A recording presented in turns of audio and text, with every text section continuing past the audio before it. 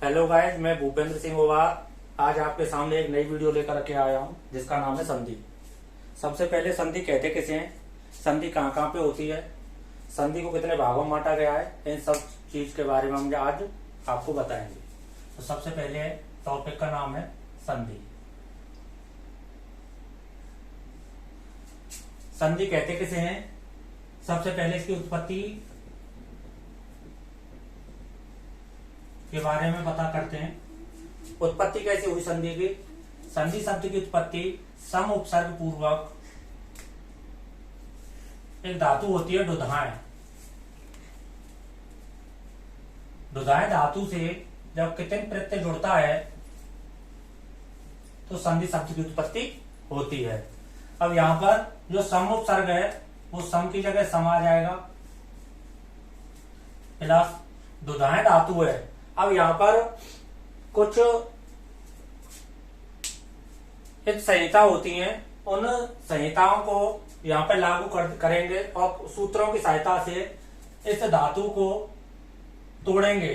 तो देखिए क्या होता है, ये जो डू है और ये रा है, जो डू है इसकी चूटू शब्द से या चूटू सूत्र से इसकी संज्ञा हो जाती है और तस्य लोप से इसका लोप हो जाता है। इसी प्रकार से जो रहे है इसका हल्यंतम, हल्यंतम सूत्र से इसकी संज्ञा हो जाती है और तस्य लोप से इसका लोप हो जाता है। इसी प्रकार से जो कितन प्रत्यय इस का और इस ना का तो हो गया हलंत्यम,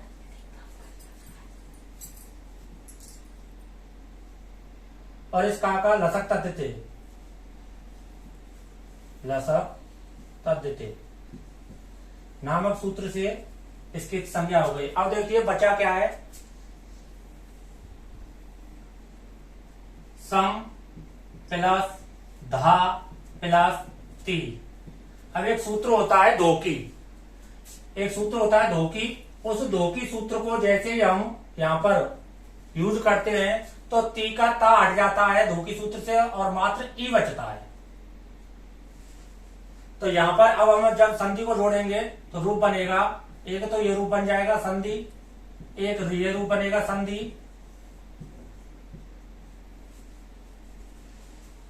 तो इस तरह से सम उपसर्ग पूर्वक दुधाएं धातु से कितन प्रत्यय जब जोड़ेगा तो संधि शब्द की उत्पत्ति होती है। अब इससे आगे संधि शब्द होते कहां है, संधि होती किस किस में है, ये चीज देखिए। अब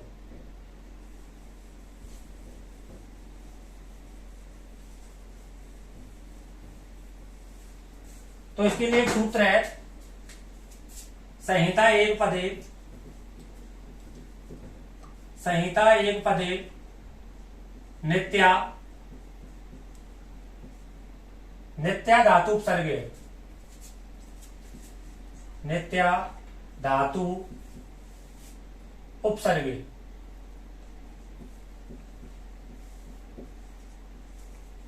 संहिता एक पदे नित्या, नित्या धातु उपसर्गे, नित्या समासे, नित्या समासे वाक्य तू श्याम, वाक्य तू साम विवक्षाम एच्छते, विवक्षाम एच्छते, विवक्षाम एच्छते। तो इसका हिंदी अर्थ क्या होगा, संहिता, संहिता क्या कहते हैं, संधि को संहिता कहा जाता है। हिंदी में संधि और संस्कृत में संहिता।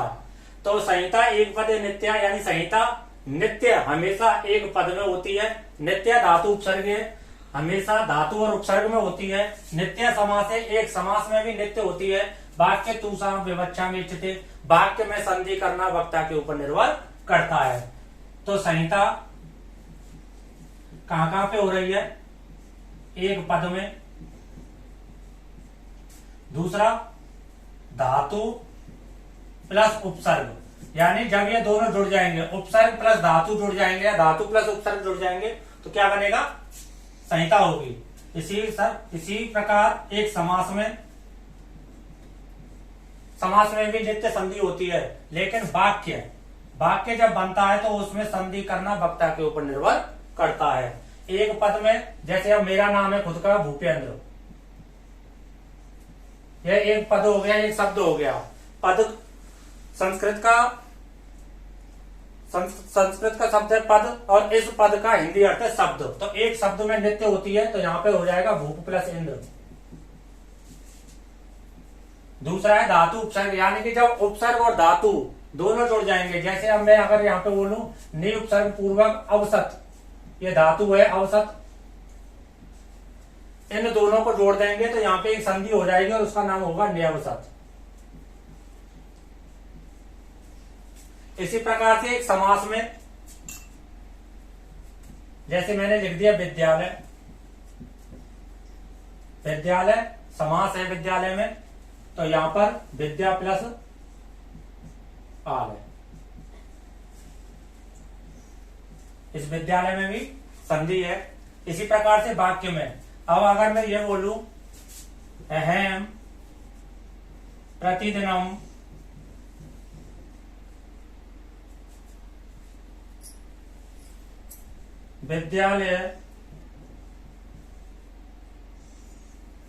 विद्यालयम गच्छति, गच्छामि, गच्छामि,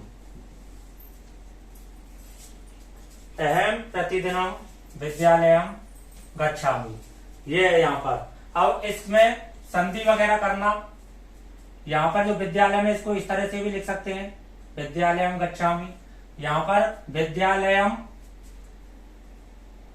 गच्छामि, इनको जोड़कर भी लिख सकते हैं अहम प्रतिदिनम विद्यालयम गच्छामि। यहाँ पर समास संधि करना किसके ऊपर है? वक्ता के ऊपर निर्भर करता है। ये चार चीजों में नित्य संधि होती है। अब संधि शब्द की उत्पत्ति पढ़ ली हमने, संधि होती कहाँ कहाँ ये चीज पढ़ लिया। अब हम पढ़ेंगे संधि कितनी होती हैं, संधि के प्रकार कितने होते हैं।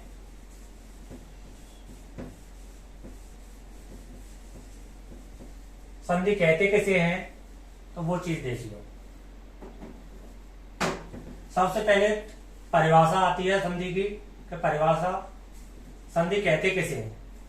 डेफिनेशन क्या है संधि की, हमें पता कैसे चलेगा कि ये संधि है? दो या दो से अधिक वर्णों के मेल से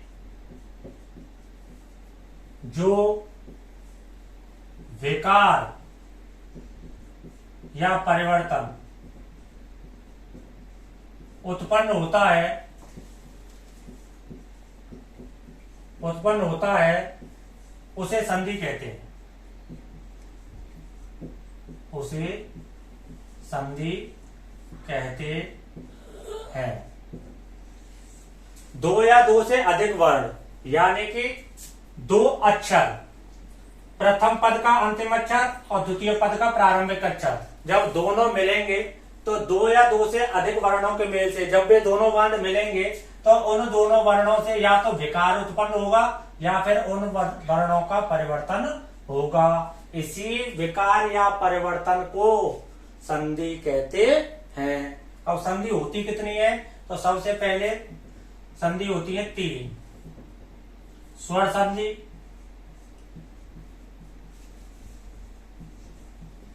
व्यंजन संधि और विसर्ग संधि। स्वर संधि, व्यंजन संधि, विसर्ग संधि। अब बात करते हैं स्वर संधि कहते किसे हैं। स्वर संधि किसे कहते हैं, तो स्वर प्लस स्वर। व्यंजन संधि में व्यंजन प्लस स्वर या व्यंजन। इसी तरह से विसर्ग संधि में विसर्ग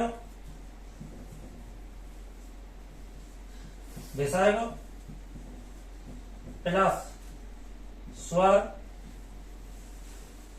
या विसर्ग। संधि, स्वर संधि किसे कहते हैं? दो या दो से अधिक, यहाँ पे वर्ण आ रहा था, यहाँ पे आएगा स्वर। दो या दो से अधिक स्वरों के मेल से जो विकार या परिवर्तन उत्पन्न होता है उसे स्वर संधि कहते हैं। स्वर संधि में हमेशा और हमेशा पहले स्वर आएगा और उसके बाद भी स्वर आएगा।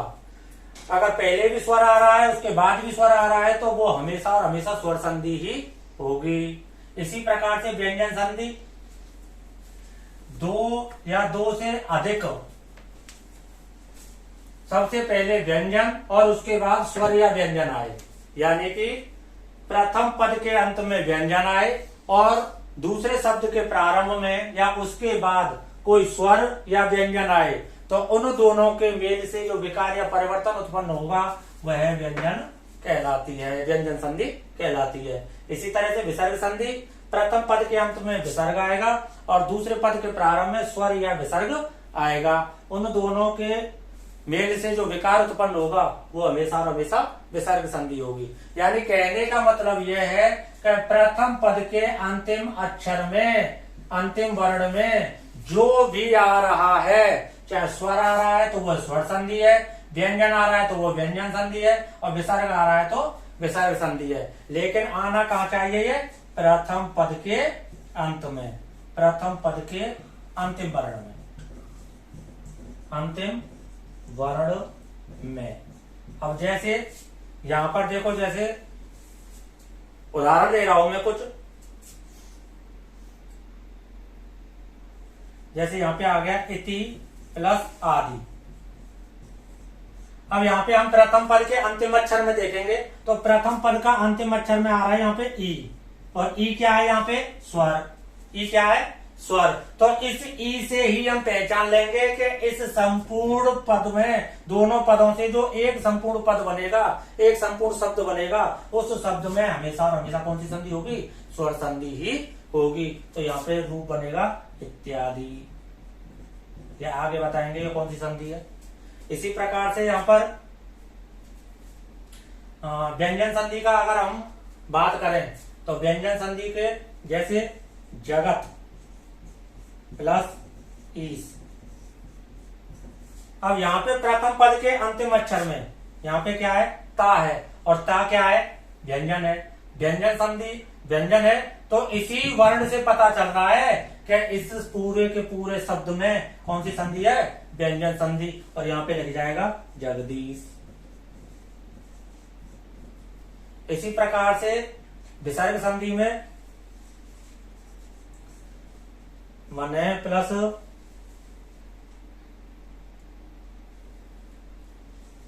योग। अब यहां पे देखो मने प्लस योग, यहां पर स्वर के बाद व्यंजन भी आ सकता है। स्वर, व्यंजन और विसर्ग तीनों ही आ रहे थे।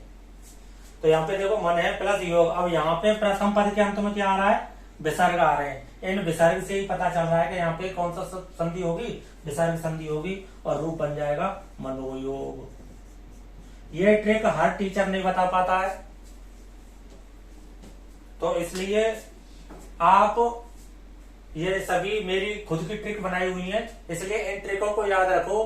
कभी भी किसी भी संधि हो, समास हो, प्रत्यय हो, रटो मत, सिर्फ और सिर्फ उनको समझो। और कोई सा भी शब्द आ जाए, जब हम संधि विच्छेद करेंगे उस शब्द को तोड़ेंगे तो हमें अपने आप ही पता चल जाएगा कि प्रथम पद के अंत में स्वर है, व्यंजन है या विसर्ग है। उसी से अंदाज लग जाएगा इसमें स्वर संधि है या व्यंजन संधि या विसर्ग। अब आगे चलते हैं।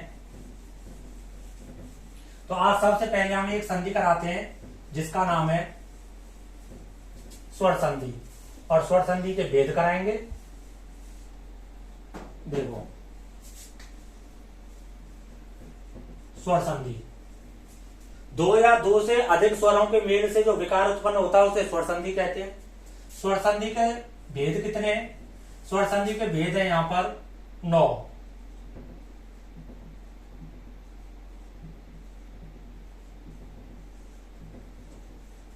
एट्थ क्लास तक शुरू की जो 5 संधि होंगी उनको पढ़ना है। 10th क्लास तक शुरू की जो 7 संधि है उनको पढ़ना है। और 10th के बाद 11th 12th या कॉलेज में जो पढ़ने वाले बच्चे हैं, जो आरपीएससी की तैयारी करने वाले बच्चे हैं, उन सबको ये सभी संधि पढ़नी पड़ेंगी। तो सबसे पहले आ रही है यड़ संधि,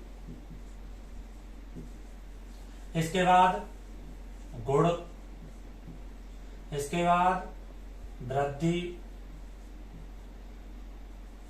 चौथी संधि है दीर्घ, फिर है अयादि, फिर है पूर्व रूप, फिर है पर रूप,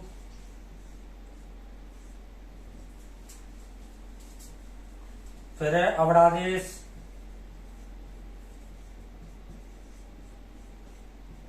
और सबसे लास्ट में प्रकृतिवा।